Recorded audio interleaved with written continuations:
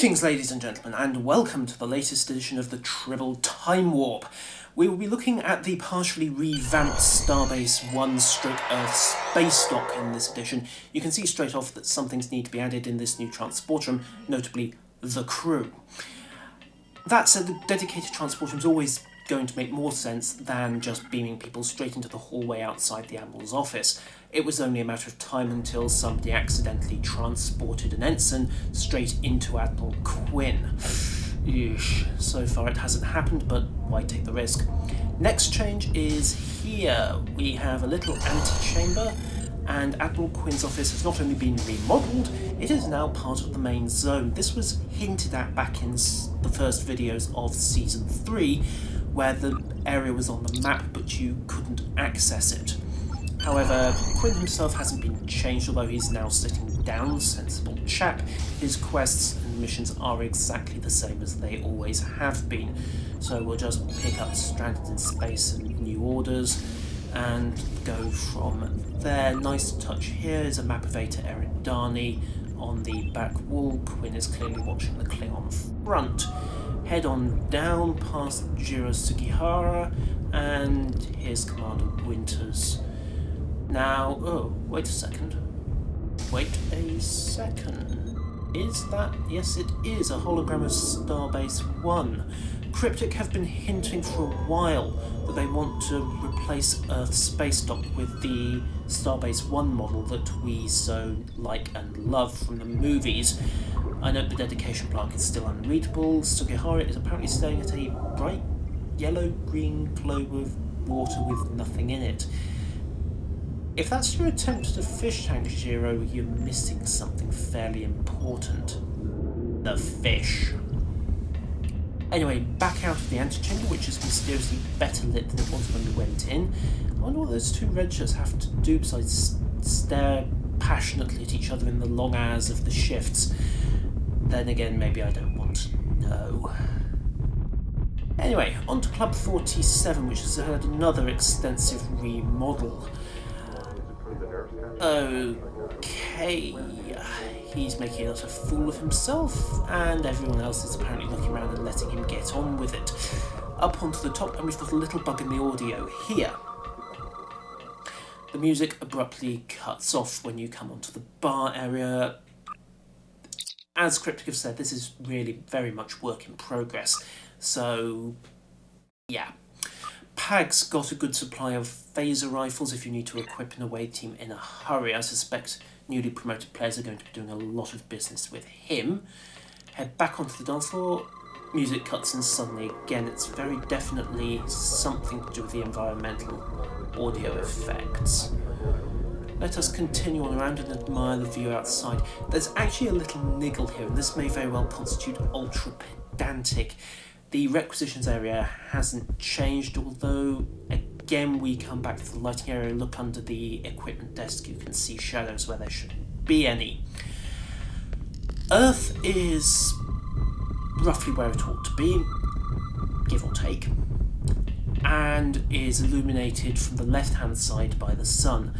The moon you'll see as we continue round, and again roughly in the right orientation, and again is illuminated left-hand side.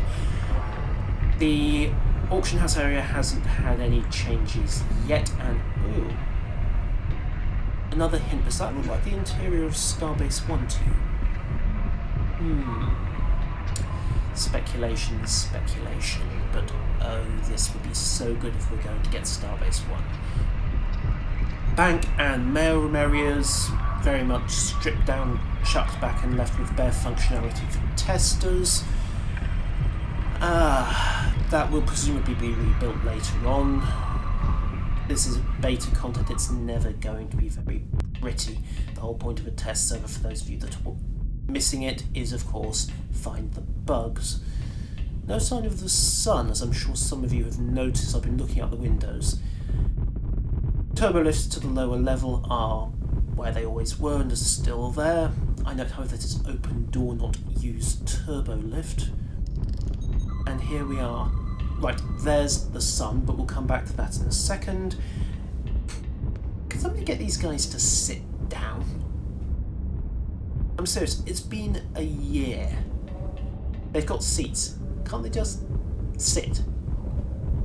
Anyway, the sun is on the wrong side of the star system. It's positioned so that it would be illuminating the night side of the Earth and Moon, not the day side. As I said, really pedantic bug. Officer vendors are in their new places. There's nothing obviously wrong as such, but what I would note is that you can only interact with them if you're right up against the desk. I must admit I would increase the activation radius slightly, if only to ease things when the starbase gets a little bit crowded. Heading on into the central hub, and nothing's changed here yet. All the officers are still here. Egghead is still sending biological samples to Memory Alpha. I don't even want to think about that. My mind has come out with all sorts of horrible ideas as to where he's getting those samples. Not like that, but did anyone notice the ensigns disappeared last week? Mark 11 kit's the same as it always was. No changes there, so let us head on to the shipyard.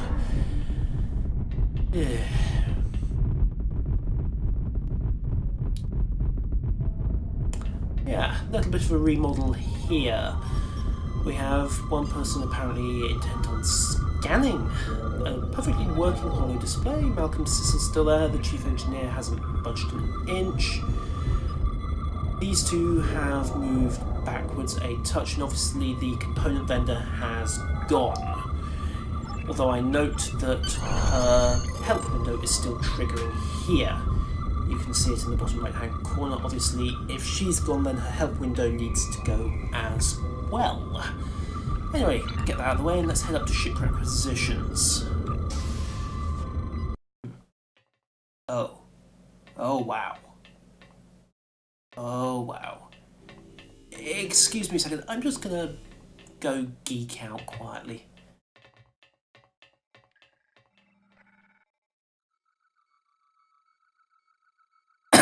Right then, professionalism restored. Oh yes, we are getting Starbase One, aren't we? And it's going to be huge. That's a galaxy.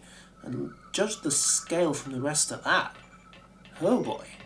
Okay, so requisition is here. Can we get the Dakir yet? No, we can't. Bit of a shame, but there you go. Hello, Scar. Good to see you. Ah, there's Shala. So her help window really needs to be here to get Starship components. Now, I'm assuming that the other Andorian is the tokens and badges vendor, but...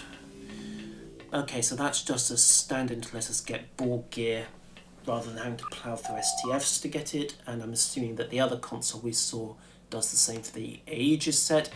Might want to add a ship hologram there just to give the Vulcan and the red shirt something to stare at rather than the brick wall.